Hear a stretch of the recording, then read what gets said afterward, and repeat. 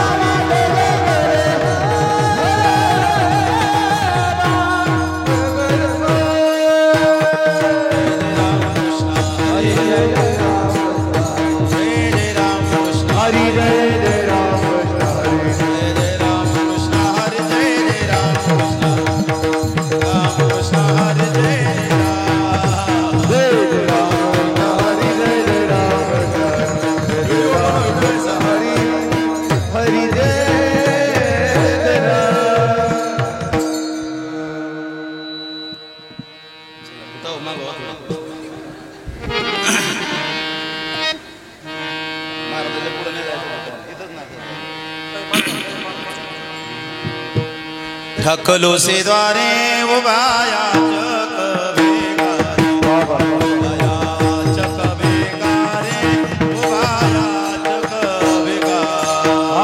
थकलो से द्वारी उभाया जग बेगारे, उभाया जग बेगारी, उभाया जग बेगारे। काही देवा देव भातुके पाठवा, भातुके पाठवा प्रेम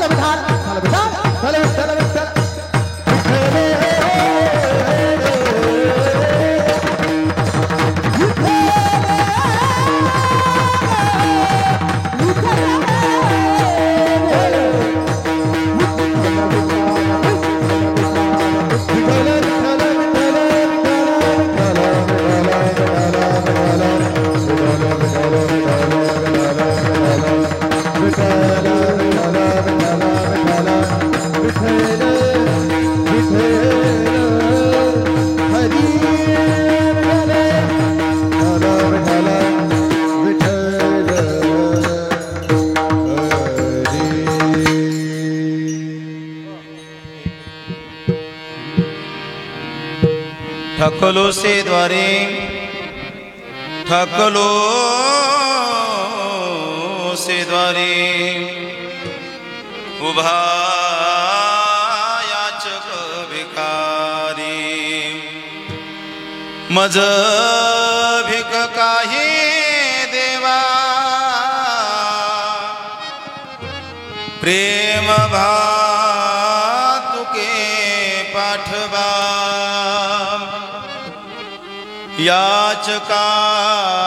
याचकांचा भार घेऊ नये धार तुका म्हणे दान सेवा घेतल्या वाचून मज भेक काही देवा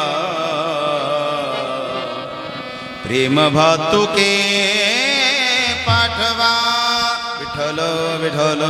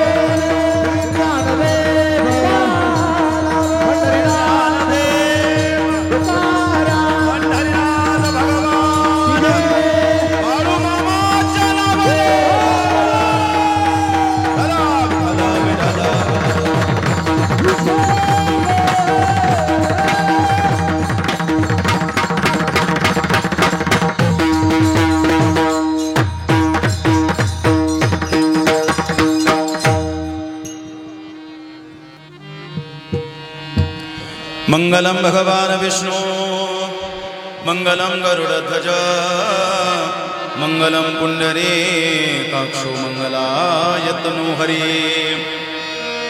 सर्वमंगलमांगल्ये शिवे सर्वार्थसाधिके शरण्ये त्र्यंबके गौरी नारायणे आत्मा तुम गिरिजामती सहचरा प्राणा शरीरम गृहम पूजा ते विविधोपभोग रचना निद्रा समाधि स्थिति संचारस्तु पदयो प्रदक्षिण विधि सूत्राणि सर्वा गिरो यद्यत् कर्म करोमि तदखिलं शंभो तवाराधनम्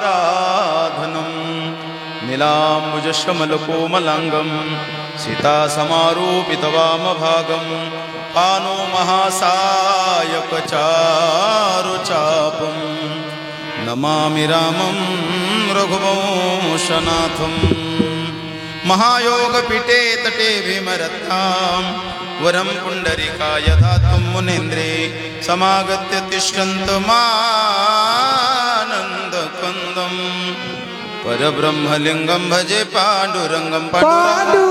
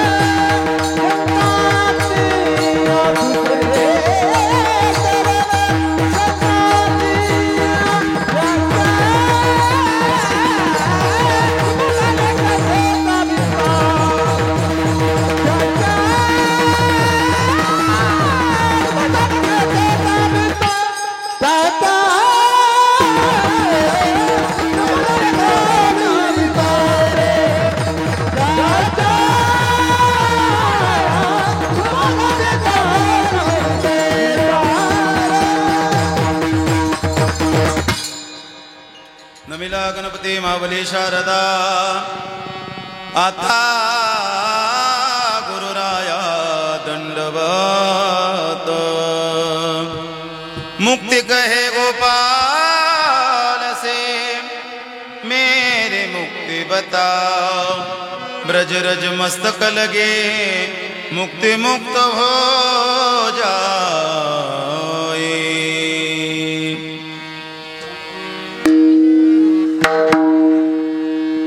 राधा मेरी स्वामिनी मैं राधे को दास जन्म जन्म मोहे दीजियो श्री वृंदावन को वास। हे दुख भंजन मारुति नंदन हे दुख भंजन मारुति नंदन सुन लो मेरी पुकार पवन सुत विनती बारंबार पवन सुत विनती बारंबार।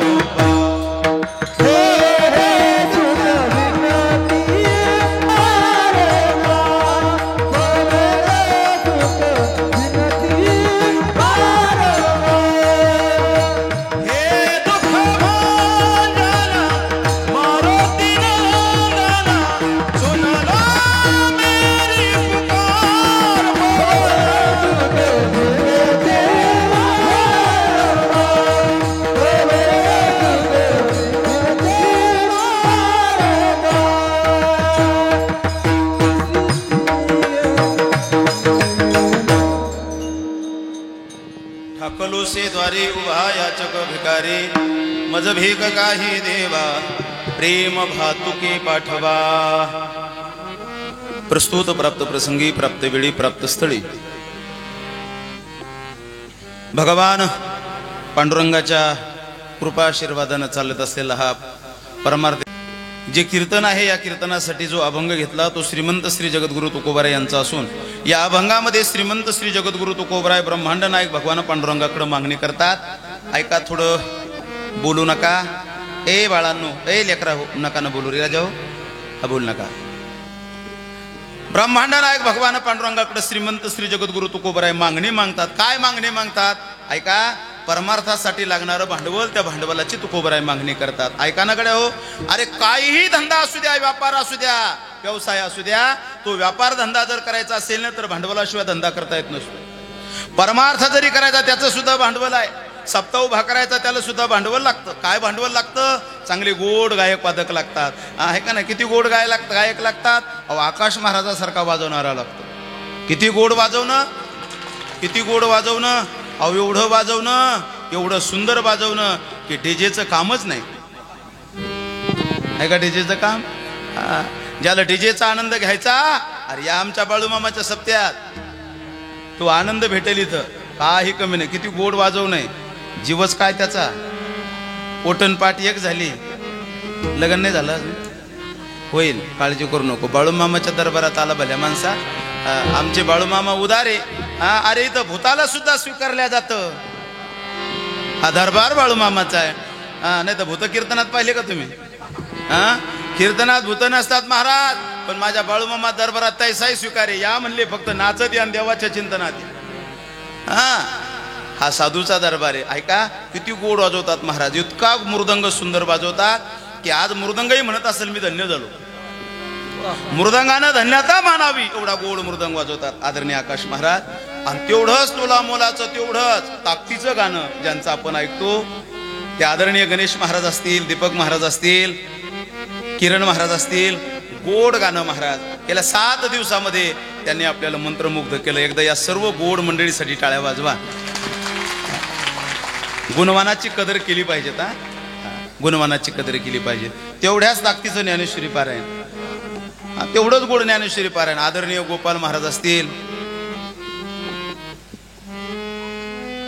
लेकरे बोलणारच आदरणीय समाधान महाराज असतील गोड ज्ञानेश्वरी पारायण झालं। दुपारची कथाच थोडी फक्त महाराजांच्या ठरली बाकी सगळं चांगलं झालं। कथा याच्यामुळं झाले नाही, कारण तुमचं कापूस, तुमचं हरभरं, तुमचं पेरणं जास्त लांबलं होतं. मी आमलं पेरू द्या. ते येतात सगळे ठिकाणावर मला माहिती आहे. आणि आज जवळजवळ सगळे झालेत. पांगरखेड 7 दिवस आलं नाही, पण आज सगळे माझे पांगरखेडची मंडळी दिसली मला. ते म्हणले महाराज आम्ही आहे, फक्त गुंतलो होतो कापसात, हरभऱ्यात. स्वाभाविक आहे, पाणी अवकाळी पडल्यामुळं बऱ्याच शेतकऱ्याला हाल झालेत, बऱ्याचे कामं चालू आहे. हे सर्व मंडळी, आपलं गाव सिंदखेड असेल, परिसर असेल, सर्व मंडळी दररोज हजर राहतात. आणि विशेष वडाळीवाले 7 दिवस झाले येऊ राहिले. या सर्व मंडळीला धन्यवाद. अतिशय गोड गुणीजन मंडळी या ठिकाणी उपस्थित आहे. हे सर्व कमिटी, सर्व काम करणारी मंडळी, सर्वांना विशेष धन्यवाद. आणि हे गोड टाळकरी आहेत ना, हे विशेष धन्यवाद. हे 2 वाजे लोक झोपत नाही म्हणून. गोड लेकर आहेत महाराज. किती चेहरे गोड आहेत, पाहत असे एक एकापेक्षा भारी आहेत महाराज. हे माझ्या रामेश्वर दादाच्या संस्थेतले मुलं आहेत. आदरणीय रामेश्वर महाराज हे सर्व अनाथ लेकरं सांभाळतात. किती लेकरं आहेत महाराज, थोडे नाहीत हे. अहो हे फक्त निसता काही थोडा आपल्याकडे सॅम्पल आलं, हे सॅम्पल आहे. भरपूर मुलं आहेत, जवळजवळ 300 ते 200 मुलं आहेत त्यांच्याकडे. अंदाज करा, 2 मुलं असले तर आपल्याला काय करावं कळत नाही. 300 मुलं, एवढ्या मुलांना ते सांभाळतात. आदरणीय महाराजाला धन्यवाद. महाराजांचे चिरंजीव अतिशय गोड आहे. पुरुषोत्तम फार सुंदर आहे. संदीप महाराज त्याच्यापेक्षा सुंदर. इथं कोणी कमतरता नाही, सर्व अप्रतिम आहे. सर्वांना धन्यवाद देतो मी. गायक मंडळीला विशेष धन्यवाद. काय बोलू तुमच्याबद्दल, मी 7 दिवसापासून ऐकतो तुमच्याबद्दल. काय बोलावं, तुमची काय स्तुती करावी, कारण माझ्याकडे शब्द नाहीत. माझ्याकडे जरी शब्द नाही, पण साधू संताकडे शब्द आहेत. एका ठिकाणी वर्णन आलं, किती गोड आहेत ते. अरे एखाद्या बिमार माणसाला, एखाद्या रोगीट माणसाला सुद्धा चैतन्य निर्माण करण्याची ताकद आहे त्यांच्या. एका ठिकाणी एका साधूनं वर्णन केलं. संगीत है सेवा ईश्वर की, हर स्वर में बसे हैं राम.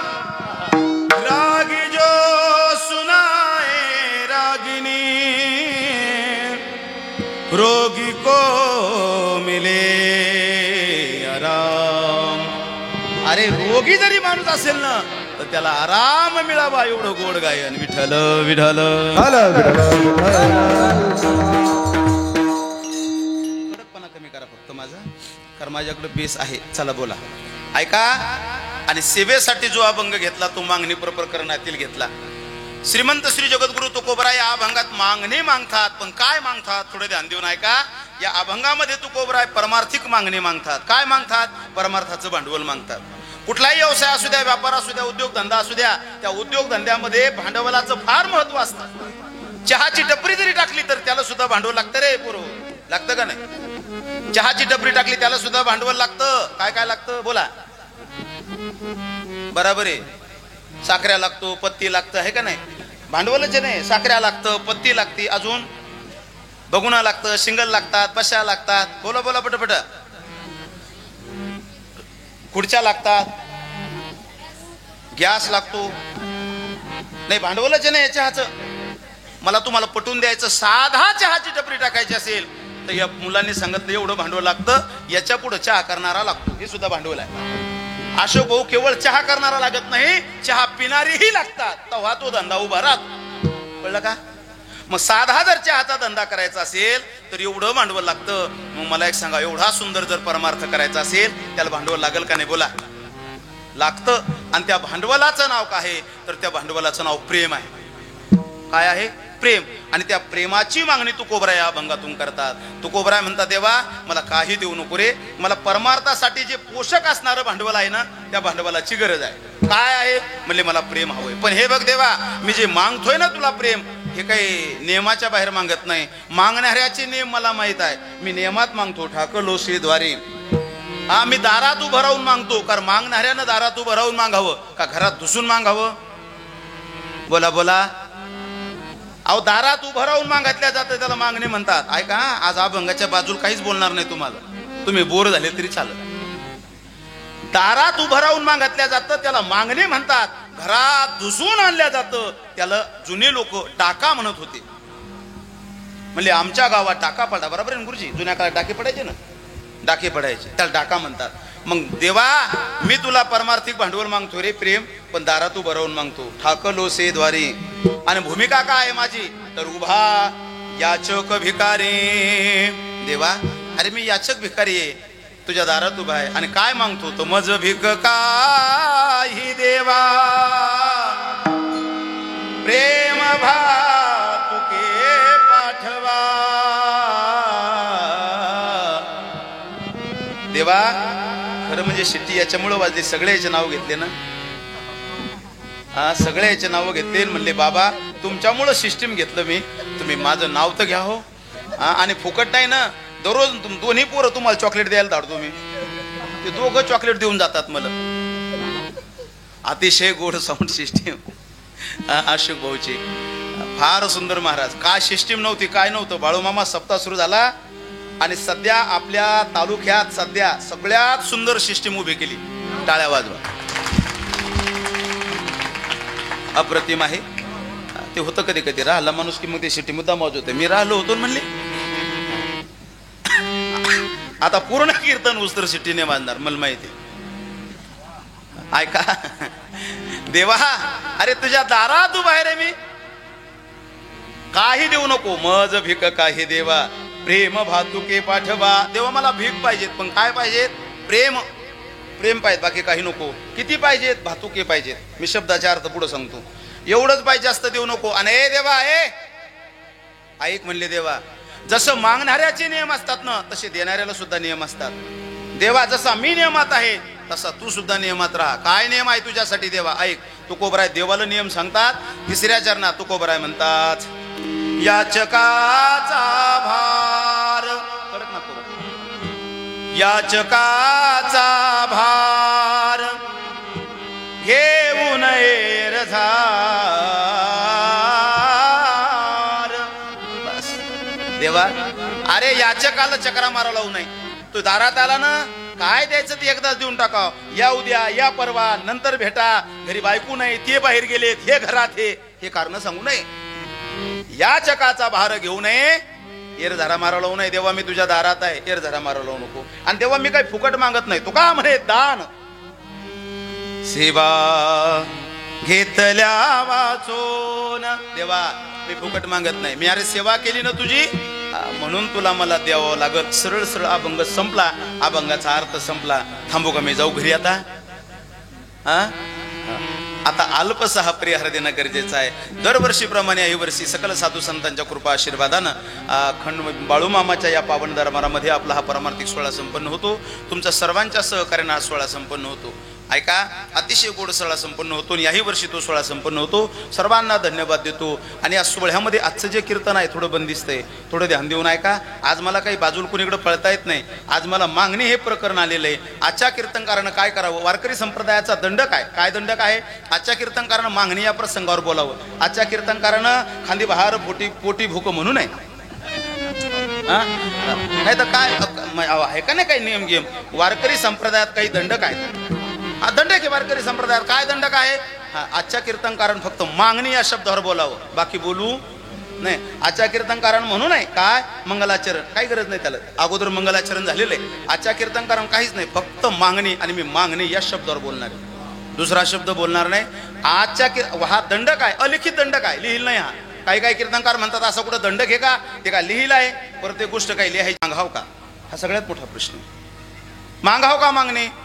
काही काही संत म्हणतात मागितलं पाहिजे, पण कसं मागितलं पाहिजे? उचित मागितलं पाहिजे. काही मागणे अनुचित, काही मागणे अनुचित, काही मागणे अनुचित, काही मागणे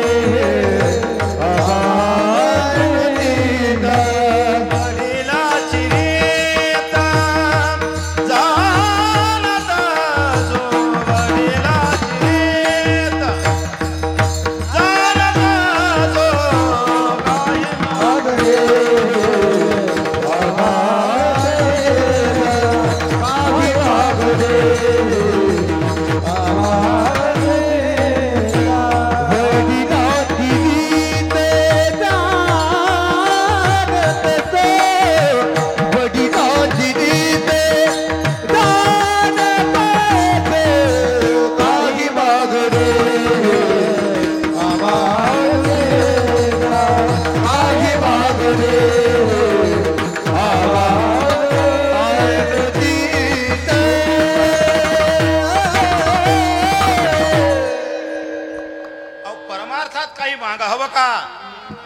तर संत म्हणतात मागायला काही हरकत नाही, फक्त कसं असावं, बोला बोला, उचित असावं.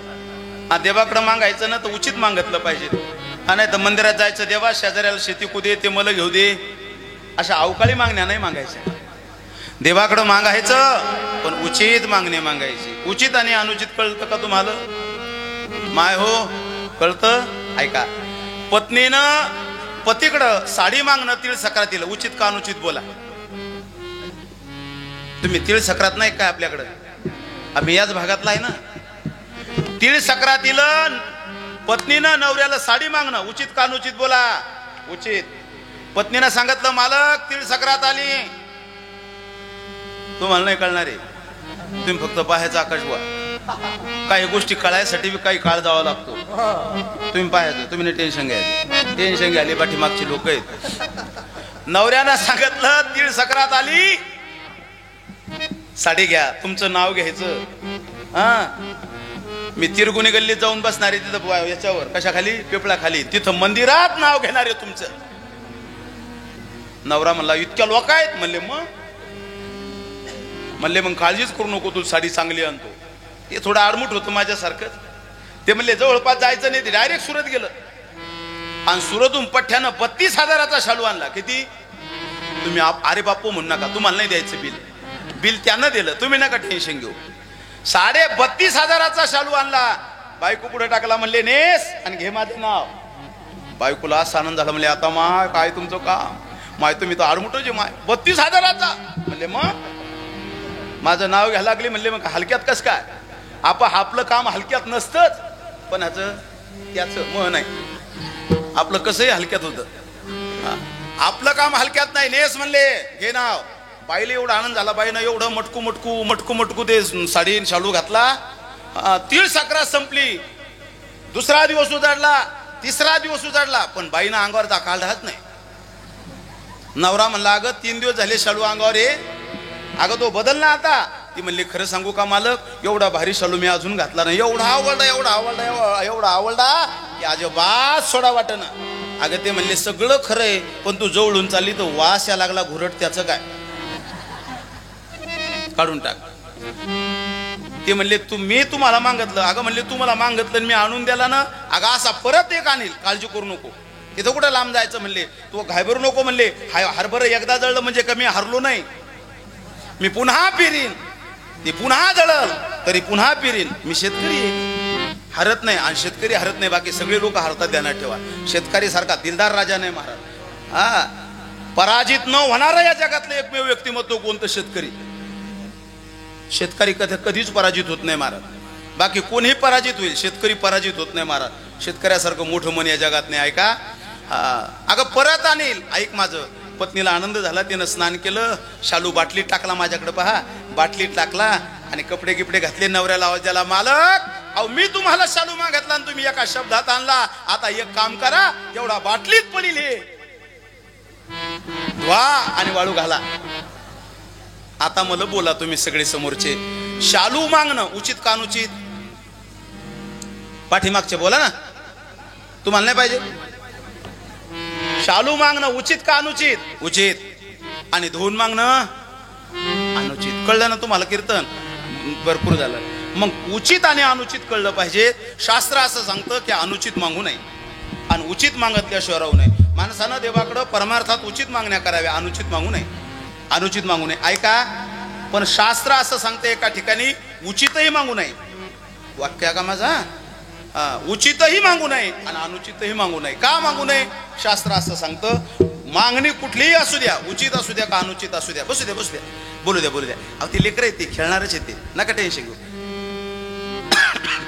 ऐका, मागणी उचित असू द्या का अनुचित असू द्या, मागणाऱ्याला शास्त्र म्हणते काही दोष लागतात. किती दोष लागतात? मागणाऱ्याला काही दोष लागतात. कोणकोणते दोष लागतात? ऐका. मग तुम्ही काही मागा, गाडी मागा, साडी मागा, सोनं मागा, एकदाणी मागा, गावाला जायला काही मागा, परमार्थातली मागणी करा. मागणाऱ्याला दोष लागतातच. काय दोष लागतात? पहिला दोष कोणता? पहिला दोष लागतो त्याचा मोठेपणा संपतो. दुसरा दोष लागतो समाज त्याची उपेक्षा करतो. वाक्य आहे का बरं? समाज त्याची उपेक्षा करतो. आणि तिसरा दोष लागतो त्याला समाजात हलकं समजलं जातं. तीन दोष आहे, हा ध्यानात ठेवा. तुम्ही काही मागा, एखादा गाडी जरी मागणार असला ना, हा, तर त्याचा पहिला दोष लागतो, जो मोठेपणा संपतो. तो जर समोरून जर आला तर नवरा बायकोला म्हणतोय चाबी दे, चाबी दे, चाबी दे, दे पटकन, दे पटकन दे. म्हणले काय झालं? अगं म्हणले ती कॅशेट आली, दे लवकर पटकन. म्हणले काय झालं? अगं ते गाडी मागतो म्हणले. आता बायको म्हणते अहो जाऊ द्या ना, द्या ना, त्याला इथं जायचं असेल. अहो म्हणले नाही नाही नको, ते काय खरं नाही त्याचं. म्हणजे काय संपला? बोला बोला. मोठेपणा संपला. काय संपला? मोठेपणा. दुसरं काय संपलं? पुन्हा हलकं समजले त्याला, त्याची उपेक्षा केल्या जाते. बायकोन सांगितलं हो त्या गाडी, त्याचाही त्याला तोही एखादीशी गाडी घेईल, उकंड्याचे बांग फिटतात, एवढे हसू नका त्याला, द्या ना गाडी. तो नवरा काय बोलला माहितीये का? तो म्हणला अगं तो काय खाऊन घेईल, ती भिकार चोट आहे ती, ते काय खाऊन